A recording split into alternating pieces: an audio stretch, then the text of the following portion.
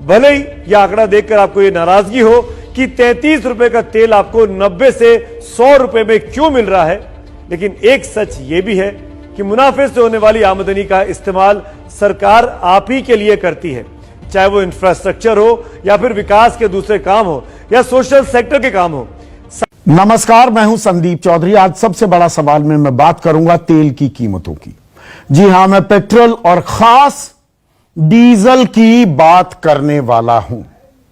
इस संकट काल में, कोरोना के इस संक्रमण काल में आत्मनिर्भर भारत की बात की जा रही है और ऐसा लगता है कि आत्मनिर्भर भारत की बिना जो नींव है ना, वो दरअसल पेट्रोल और डीजल की कीमतों पर ही तय की जाएगी। आत्मनिर्भर भारत बनाने के इस सपने में सबसे ज्यादा विकास, जी हां, सबसे ज्यादा विकास पेट्रोल और डीजल की कीमतों का हो रहा है। पिछले 20 दिन से लगातार बिना नागा दाम बढ़ाए जा रहे हैं डीजल के। हर रोज दाम बढ़ रहे हैं। 10 रुपए 79 पैसे कीमत में इजाफा हो चुका है पिछले 20 दिन में। डीजल में 11.25 रुपए की बढ़ोतरी। पेट्रोल थोड़ा पीछे है इस विकास में। पेट्रोल 19 दिन बढ़ाया गया है। बीच में एक दिन रहम कर दिया था हम लोगों पर, दया आ गई थी आम आदमी पर, तेल कंपनियों को भी, सरकारों को भी। और जब मैं सरकारों का नाम लेता हूं तो केंद्र और राज्य सरकारें।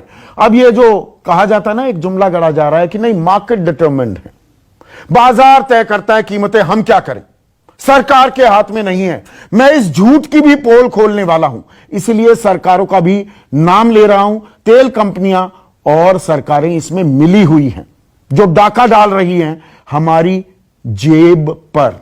तो पेट्रोल में 19 दिनों में लगभग 9 रुपए का इजाफा हो गया है। और यह तब हो रहा है जब अंतर्राष्ट्रीय बाजार में कच्चे तेल की कीमतों में कोई ऐसी आग नहीं लगी हुई। पिछले 24 घंटे में तो 5% कीमतें गिरी हैं। $40 पर बैरल के करीब कच्चे तेल की कीमतें हैं। फिर भी बेतहाशा दाम बढ़ते जा रहे हैं। और यह उस सरकार में हो रहा है जिसने विपक्ष में रहते यह नारा बुलंद किया था कि बहुत हुई पेट्रोल डीजल की मार, अब की बार मोदी सरकार। कोई बताने के लिए भी, कोई सामने आकर बता भी नहीं रहा कि ये बढ़ क्यों रहे हैं, इतनी कीमतें क्यों बढ़ रही हैं। बस कोई एक्साइज बढ़ा देता है, राज्य वैट बढ़ा देते हैं, तेल कंपनियां अपना मार्जिन वो कमाना चाहती हैं। और इसका असर क्या होता है देखिए, डीजल इतिहास में पहली बार पेट्रोल से महंगा हो गया है। पहली बार 80 रुपए पार कर गया है डीजल। और जब डीजल की कीमतों में आग लगती थी ना, तो यही बीजेपी जब विपक्ष में थी तो कहती थी महंगाई बढ़ जाएगी, किसानों पर मार पड़ेगी। और किसानों पर मार पड़ती है।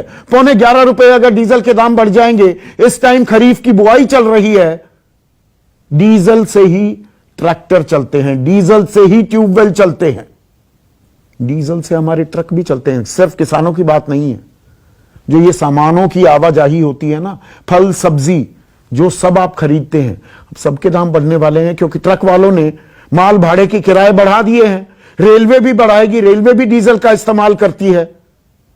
तो तब कहा जाता था महंगाई दर बहुत आसमान छूने लगेगी। अब महंगाई की किसी को परवाह नहीं दिख रही है। सरकार की नाकामी बताया जाता था कि तेल की कीमतें क्यों बढ़ रही हैं। अब सरकार की नाकामी को लेकर कोई बात करने को तैयार नहीं है। और मैं अपने गिरेबान में भी झांकूंगा। अखबारों में भी 20 दिनों में 1 या 2 दिन पहले पन्ने पर यह खबर छपी। न्यूज चैनल जिसका मैं हिस्सा हूं, हेडलाइन नहीं बनती हैं। यह न्यू नॉर्मल हो गया है कि भाई पेट्रोल के दाम, डीजल के दाम तो बढ़ सकते हैं। ऐसा क्या है, संकट काल है, देखिए सरकार का खजाना खाली हो रहा है, हमारी जेब पर हाथ मार रही है, तो मारने दीजिए। यह हम न्यू नॉर्मल मानकर चल रहे हैं।